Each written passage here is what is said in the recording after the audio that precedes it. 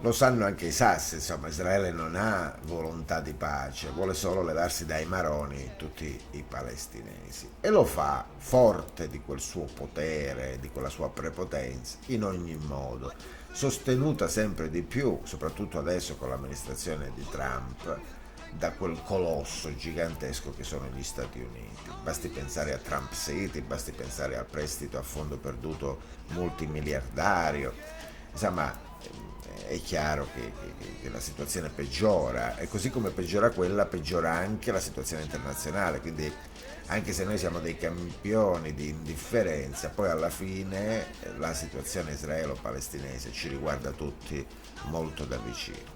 Allora vi propongo questo video relativamente vecchio, magari ci aiuta a metterci nei panni dei nostri fratelli e delle nostre sorelle, senza essere drammatici, ci avvicina un pochino a loro. Getting a peace deal in the Middle East is such a priority to President Obama that his first foreign calls on his first day in office were to Arab and Israeli leaders. And on day 2, the president made former Senator George Mitchell his special envoy for Middle East peace. Mr. Obama wants to shore up the ceasefire in Gaza, but a lasting peace really depends on the West Bank, where Palestinians had hoped to create their state. The problem is, even before Israel invaded Gaza, a growing number of Israelis and Palestinians had concluded that peace between them was no longer possible, that history had passed it by. For peace to have a chance, Israel would have to withdraw from the West Bank, which would then become the Palestinian state. It's known as the two-state solution. But while negotiations have been going on for 15 years, hundreds of thousands of Jewish settlers have moved in to occupy the West Bank. Palestinians say they can't have a state with Israeli settlers all over it, which the settlers say is precisely the idea.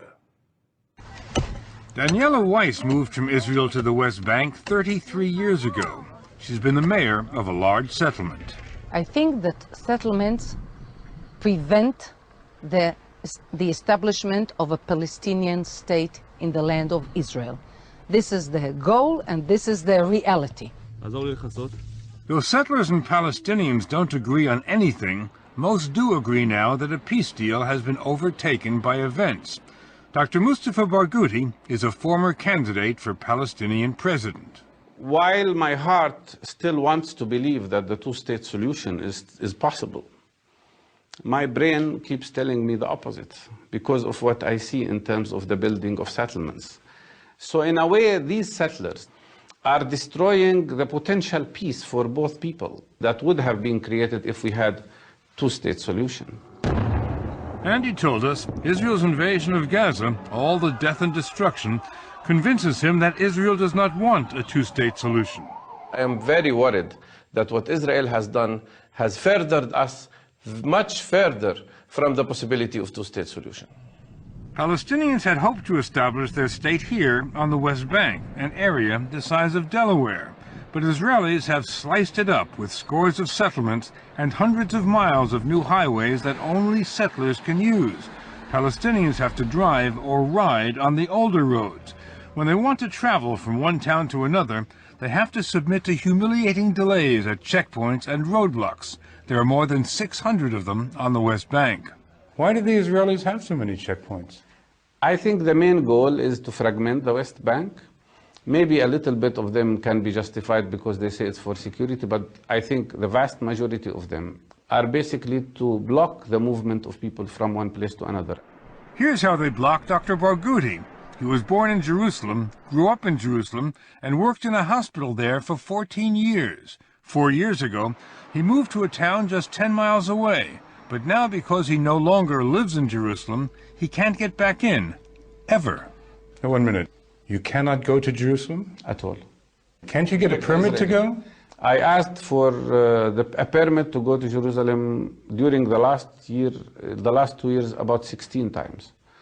And 16 times they were rejected. Like most Palestinians, I don't have a permit to go to the city I was born in, to the city I used to work in, to the city where my sister lives. Here's what he's up against. Scores of Israeli settlements dominating the lowlands like crusader fortresses. Many are little cities, and none of them existed 40 years ago. The Israelis always take the high ground. sometimes the hills, sometimes the homes, and sometimes Arabs are occupied inside their own homes.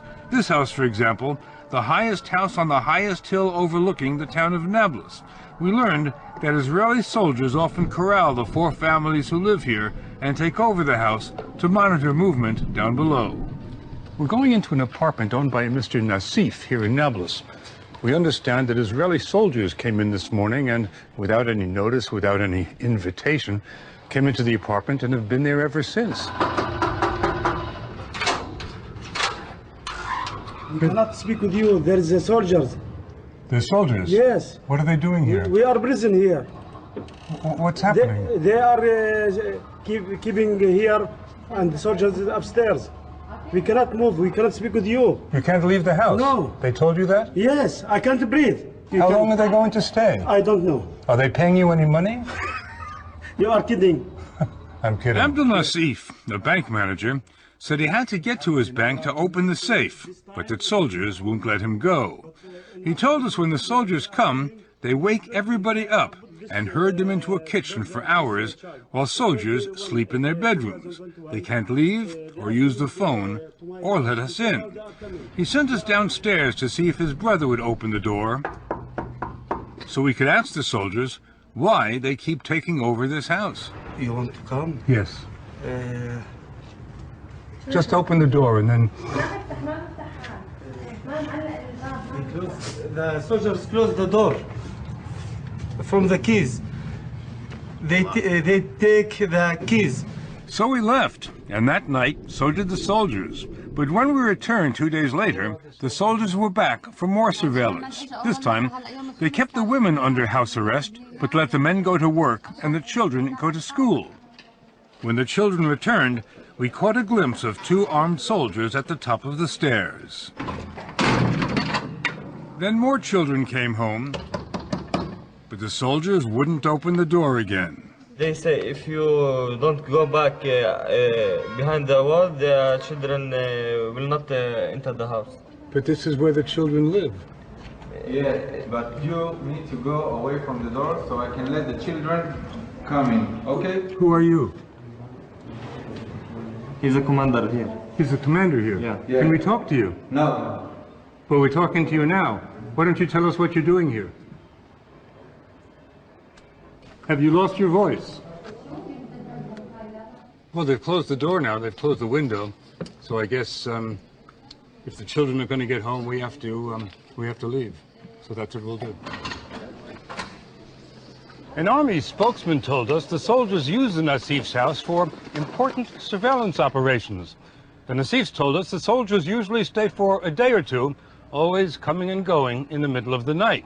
When they do go, the Nassifs never know when they'll be occupied again. It could be tomorrow, next week, or next month. The only certainty, they say, is that the soldiers will be back. Another crippling reality on the West Bank is high unemployment, now about 20%. So some Palestinians can only find jobs building Israeli settlements. They're so ashamed to work here that they asked us not to show their faces. The settlers now number about 280,000, and as they keep moving in, their population keeps growing, about 5% every year. But the 2.5 million Arabs have their strategy too. They're growing bigger families. Demographers predict that within 10 years, Arabs will outnumber Jews in Israel, the West Bank, and Gaza. Without a separate Palestinian state, the Israelis would have 3 options, none of them good. They could try ethnic cleansing, drive the Palestinians out of the West Bank. They could give the Palestinians the vote. That would be the democratic option, but it would mean the end of the Jewish state. Or they could inflict apartheid, have the minority Israelis rule the majority Palestinians. But apartheid regimes don't have a very long life. Unfortunately, and I have to say to you that apartheid is already in place. Apartheid is already in place. Absolutely. Apartheid? Israel is building what it calls a security wall between the West Bank and Israel. The Palestinians are furious because it appropriates 8% of the West Bank. Not only that, it weaves its way through Palestinian farms, separating farmers from their land. They have to wait at gates for soldiers to let them in. Settlers get a lot more water than Palestinians, which is why settlements are green and Arab areas are not. Moderate Israelis who deplore the occupation used to believe passionately in a two-state solution, no longer. Or else you'll find that just like you, I too can be unkind. Oh, come now, Mary, open the door, 'cause it's cold sitting on the floor. I won't tell you no more. Open the door, please open the door. I said open the door, babe. Open the door, 'cause it's cold sitting on